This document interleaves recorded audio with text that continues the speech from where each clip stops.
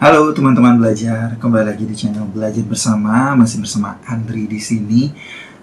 Kali ini kita akan belajar sesuatu yang agak berbeda, bukan yang teori, tapi kita akan melihat langsung penggunaannya. Jadi kita akan belajar intrinsic elements dari sebuah drama dan kita akan langsung mereview sebuah movie yang sekarang masih tayang, yang mungkin masih tayang ya di bioskop saat ini, oke?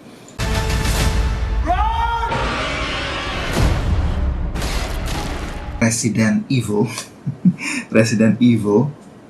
Mungkin banyak orang yang bilang Resident Evil, oke. Okay? Correct me if I'm wrong, the pronunciation. Saya cek lagi pengucapannya ya. Disclaimer sebelum saya mulai review dari film ini. Disclaimer ya, ini adalah my personal opinion. Jadi you guys can have your own opinions about the movie. Jadi nggak ada istilah menjelekkan atau gimana, ini hanyalah opini personal saya terhadap movie ini, terhadap film ini, oke? Dan sekalian kita juga belajar mengenai beberapa intrinsic elements dalam movie tersebut, oke? Kita akan mulai dari di sini saya sudah siapkan catatan, jadi biar saya ngomongnya lebih teratur. So let's start.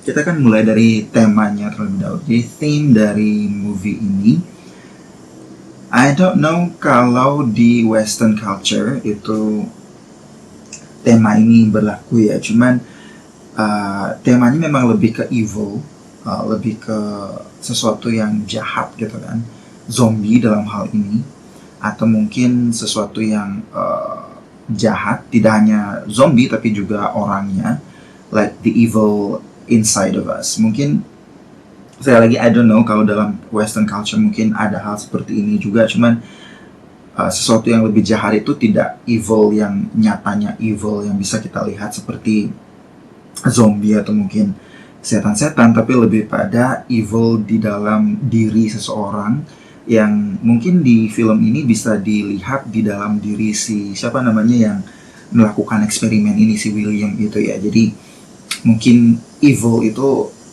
yang lebih parah malah justru yang inside us. Jadi bukan evil setan yang memang sesungguhnya nyata setan bisa kita lihat, zombie atau apa gitu. Yang lebih parah bahkan yang inside of us, like inside a human being, the evil thing, okay, seperti this company Umbrella did, okay, to the Raccoon City gitu kan. Mungkin itu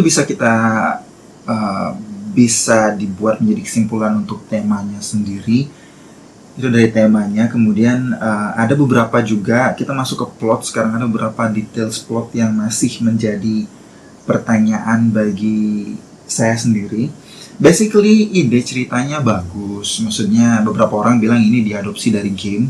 Mungkin kalian bisa komen juga di bawah kalau misalnya ini diadopsi dari game. Cuman iya, idenya bagus dan beberapa aspek yang lain juga bagus. Cuma sekarang kita lihat detail plot dulu. Ada beberapa hal di plot ini, ada beberapa detail atau aspek di plot ini yang mungkin masih menyisakan pertanyaan gitu bagi saya personal. Karena sekali lagi, this is my personal opinion, okay? You can agree or you can disagree ya. Yang pertama itu di plot itu ada muncul satu boneka yang mungkin bisa kalian lihat di gambar. I'm trying to find the picture for you. Jadi ada gambar boneka, ada satu scene yang menunjukkan boneka di awal, dan itu juga nanti muncul di tengah-tengah scene, okay? This is not going to be the spoiler, okay? I'm not going to tell you the whole story of the movie itself, tapi di scene awal itu ada boneka muncul di awal ketika dia flashback ke belakang. Kemudian di tengah juga ketika si Claire ini, si the woman in the movie, datang ke orphanage atau ke panti asuhan lagi, itu muncul lagi nih boneka itu, dan itu leading back to her past, tapi nggak terlalu banyak gitu. Maksudnya dia nggak yang detail banget menyampaikan apa yang terjadi in the past. So for me myself, it's still living question gitu. Maksudnya sebenarnya apa sih gitu, maksudnya masih mungkin bisa lebih didetailkan lagi di sana gitu. Jadi harusnya di awal itu saya mikir tuh boneka itu bisa menjadi sebuah kunci gitu. Maksudnya di awal kita lihat boneka, terus mungkin boneka itu bisa menjadi sesuatu yang entah itu twisting the plot di belakang, atau mungkin sesuatu yang membawa uh, surprising element gitu kan. Ternyata enggak, cuman leading us to the past of her past, the past of this woman Claire, dan itu pun nggak terlalu detail dibahas gitu, the past, karena it's just about her being dragged, tapi nanti dia kabur gitu. Entah dia mau jadikan eksperimen atau gimana, it's still unclear. I mean, for some people mungkin it's still unclear, jadi kita mesti guessing lagi. Okay, mungkin seperti ini gitu. Okay, jadi for me still a bit unclear. Mungkin for some of you it's totally clear. I don't know. Again, it's just my personal opinion. Okay, kita masuk ke detail kedua. Nah, seperti yang saya bilang tadi, tipe plotnya kan dia dimulai dari past, kemudian ke present, kemudian flashback lagi ke past, kemudian ke present lagi. Nah, ketika dia flashback ke past itu harusnya bisa lebih detail dibahas tentang kejadian masa lalunya. Mungkin kalaupun nggak detail, kasih sedikit clue di sana sehingga orang pas dia flashback to the past tuh langsung dapat idenya. Oke, jadi ini yang terjadi waktu dia kabur dari Raccoon City gitu. Itu memang sih nanti ada clue, tapi setelah beberapa kali flashback to the past baru bisa muncul itu gitu. Jadi bahkan clue-nya itu kalau menurut saya sih masih kurang gitu di sana.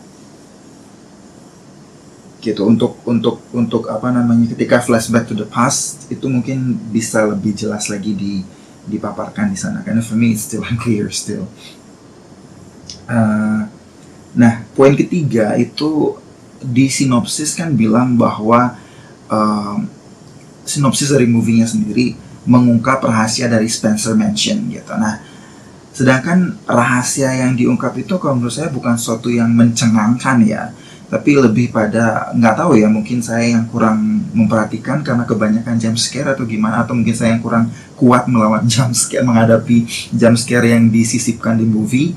I don't know, tapi untuk saya sendiri dari sinopsis itu, ketika di sinopsis bilang itu mengungkap rahasia dari Spencer Mansion, saya tidak menemukan adanya sesuatu rahasia yang mencengangkan selain bahwa the truth bahwa panti asuhan itu terhubung dengan Spencer Mansion, ada elevator yang kesana gitu kan, dan juga Spencer Mansion itu menjadi, kalau nggak salah, menjadi tempat eksperimennya gitu. That's the only thing I get gitu. Tapi itu pun nggak di-boost bener-bener yang I don't know, masih sedikit flat. Harusnya bisa di-highlight lagi di sana bahwa this is the secret of the Spencer Mansion. Jadi di awal pun nggak ada yang ngebahas tentang Spencer Mansion too much. Jadi kita nggak pengungkapan sebuah rahasia dari Spencer Mansion itu tidak terlalu yang membuat kita oke, jadi ini rahasianya gitu. Nggak sampai mendapatkan emosi seperti itu dari saya, if I put myself as the viewer gitu, dari movie ini gitu. Jadi itu yang kurang kalau menurut saya sendiri, sekali lagi. Padahal sebenarnya di sinopsis dibilang mengungkap rahasia dari Spencer Mansion gitu kan. Dan apa yang dilakukan oleh si Umbrella Company ini terhadap Raccoon City, itu pun masih sedikit unclear for me. Harusnya di-highlight juga apa sebenarnya yang dilakukan. Apa munculnya zombie itu karena, memang sih beberapa orang bilang itu kayak keracunan, kontaminasi, segala macam. Tapi it's not that clear gitu untuk ditangkap bahwa ini sebenarnya apa. Terus hubungannya dengan eksperimen yang dibuat apa. Terus itu si Lisa Trevor itu adalah hasil eksperimen yang gagal apa gimana ya gitu. Nah, itu kurang unclear di plotnya, saya pikir gitu. Karena sebagian besar, ini masuk ke poin keempat, sebagian besar yang saya lihat kebanyakan jump scare-nya yang muncul gitu, dan jatuhnya kayak film setan, film horor gitu. Emang sih ini horor, tapi ini kan lebih ke apa, it's not about the ghost, bukan kayak The Nun atau sejenisnya gitu, tapi ya lumayan sih jump scare-nya. Ya nggak terlalu banyak juga, cuman harusnya bisa seimbang antara munculnya jump scare dan juga the flow of the plot dan kejelasan dari masing-masing bagian plot itu, sehingga otak kita nih sebagai penonton bisa ngikutin gitu. Oh, kayak gini, ternyata gitu. Nah, terus poin kelima ini juga saya catat di sini, itu ada muncul monster ya kan, monster yang muncul di panti asuhan. Itu ada pokoknya muncul monster di panti asuhan. Kalau kalian bertanya-tanya monster kayak gimana, yang belum nonton, tonton. Kalau yang udah nonton mungkin kalian bisa remind lagi nih, ada monster yang muncul. Nah, nggak diperjelas tuh apakah monster itu hasil eksperimen juga, apakah itu hasil eksperimen yang sudah jadi, terus zombie ini hanya efek samping apa kayak gimana gitu. Itu yang nggak jelas. Terus monster ini apa terus jadinya, itu nggak jelas gitu. For me, kalau kalian sudah dapat intinya lebih jelas, mungkin kalian sudah nonton berkali-kali. Saya cuma nonton sekali sih, cuman merasa kayak agak kurang aja alurnya gitu. And I feel like this is not the thing I want to watch again gitu kan. Cuman saya ya share aja sih opini pribadi gitu. Nah, mungkin bagi yang sudah tahu apakah monster itu yang menjadi, apakah hasil eksperimen itu, apakah tujuan eksperimen itu membuat monster yang muncul di orphanage itu, sedangkan yang gagal itu yang kayak si Lisa Trevor dan si zombie yang lain, atau gimana gitu. Itu yang nggak dapet.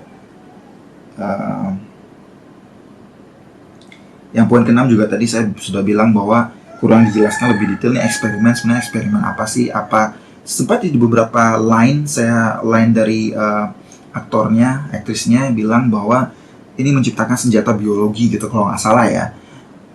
Nah, apakah monster ini menjadi senjata biologinya yang merupakan, jadi apakah eksperimen ini membuat senjata biologi berupa monster-monster itu, jadi human atau ini apa namanya, anak-anak panti asuhan itu dirubah menjadi monster seperti yang muncul di panti asuhan itu, terus yang gagal nanti jadi kayak Lisa Trevor atau seperti apa gitu. Terus zombie-zombie sekitaran itu, orang-orang sekitar kota itu yang jadi zombie, mereka kena efek kontaminasi atau kayak gimana gitu. Nah, itu mungkin perlu di ini juga.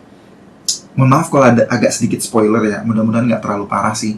But I just want to ask you guys, kalau misalnya kalian sudah nonton mungkin bisa di-share juga di komen di bawah ya. Bagi yang suka movie, because I love movie as well.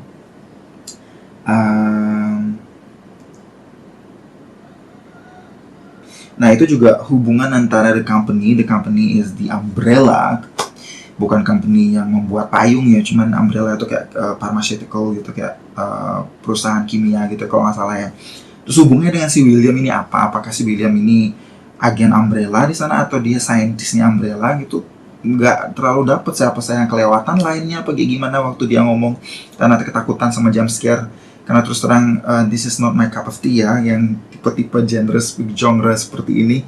But I just push myself to watch once, and I think I need to push myself even more to watch more of this kind of movie, horror and also thriller, because I feel like I need to, because I'm interested in knowing more about all genres of movie. Jadi this is the first time I watched this kind of movie, and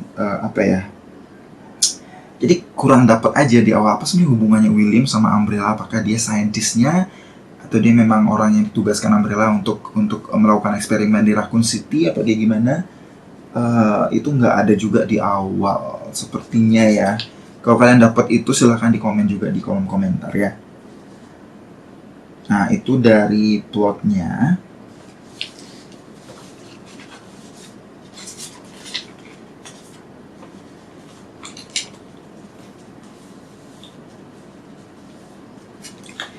Kalau dari elemen-elemen drama yang lain sih saya lihat kalau settingnya setting tahun 1998, ya mungkin seperti itulah ya, maksudnya rumah-rumah desa, kota-kota kecil di Amerika mungkin seperti itu. Settingnya kebanyakan malam karena memang dia thriller ya, dan zombie gitu, horror juga jadi sedikit ada setting I don't think ada setting siangnya ya. Mostly malam sepertinya ya, if I'm not mistaken. Terus tidak terlalu banyak scene emosi, jadi lebih banyak scene-nya bertarung dengan zombie, dan juga paling ada beberapa emosi yang marah dan juga kesal seperti itu yang lebih banyak muncul ya. Jadi bukan bukan emosi yang memuncul yang bikin nangis gitu kayaknya. I don't think ada scene-nya itu ya.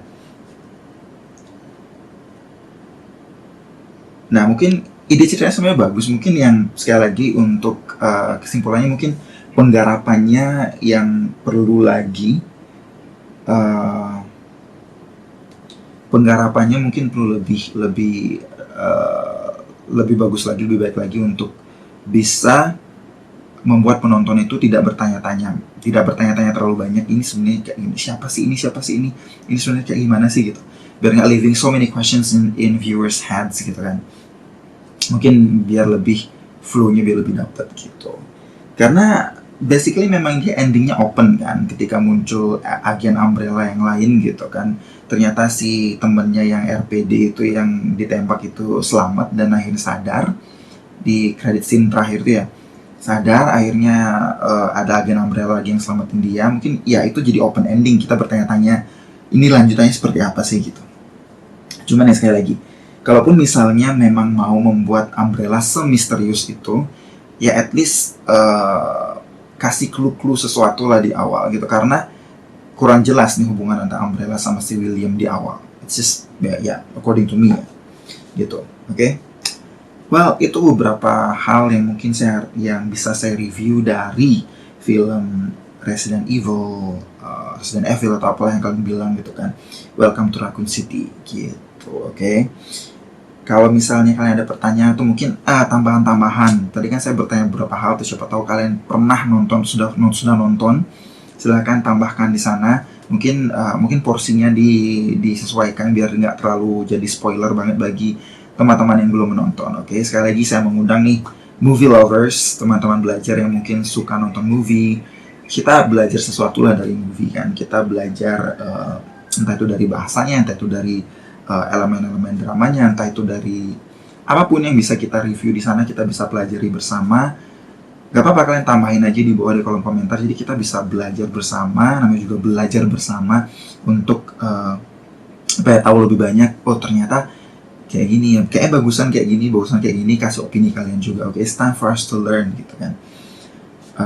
Itu saja, so don't forget to press the button like and also share, dan juga di press subscribe button untuk dapat info atau update terbaru dari channel Belajar Bersama. Di sini kita belajar bersama untuk improve bersama, okay? Nothing else to say except for staying healthy for everyone. See you in the next video. Bye-bye.